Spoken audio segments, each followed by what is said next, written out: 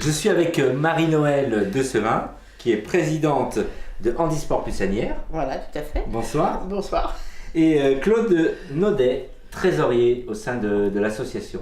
En effet, je suis trésorier.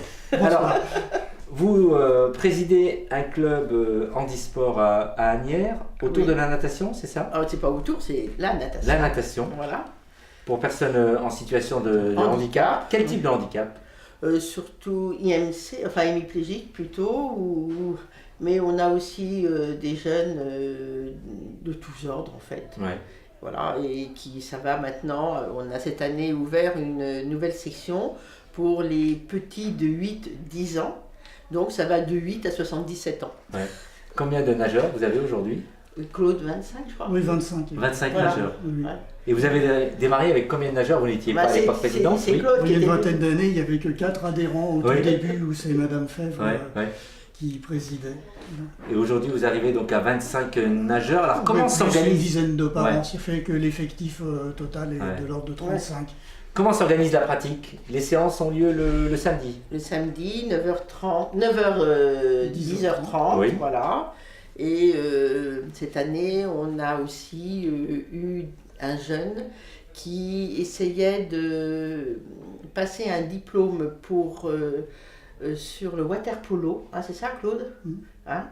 Et donc, on a eu aussi quelques séances récréatives de water polo. Voilà. Ouais. Voilà.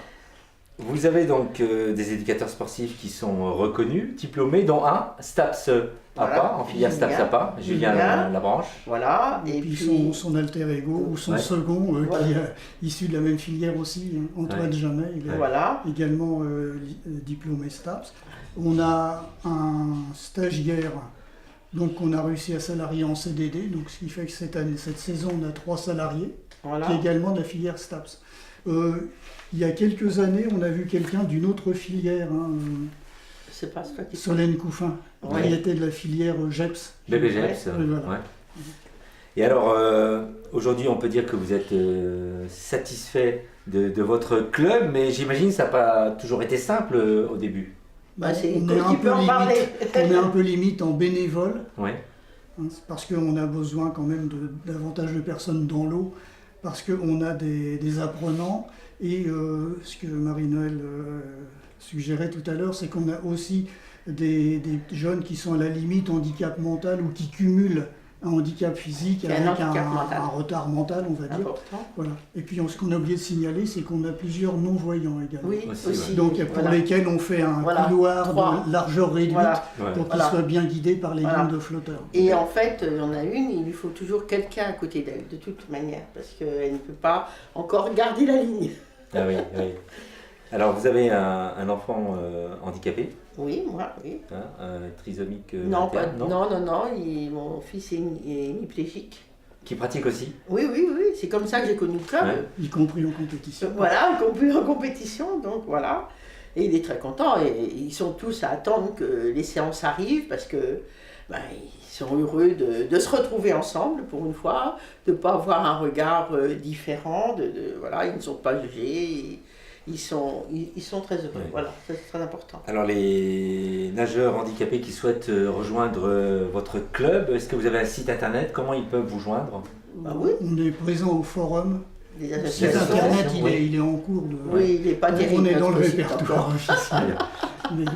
Donc on va pouvoir en mettre en avant. Pas très développé. On va pouvoir mettre en avant vos coordonnées téléphoniques et votre adresse pour que les personnes... Et on a eu surtout cette année... Éventuellement, si vous avez une page Facebook à la fédération, on peut s'y inviter ou s'y signaler. Et puis on a eu cette année un article dans le journal Asnières Info, voilà, sur notre association. Voilà. Merci à vous deux. Je vous en prie.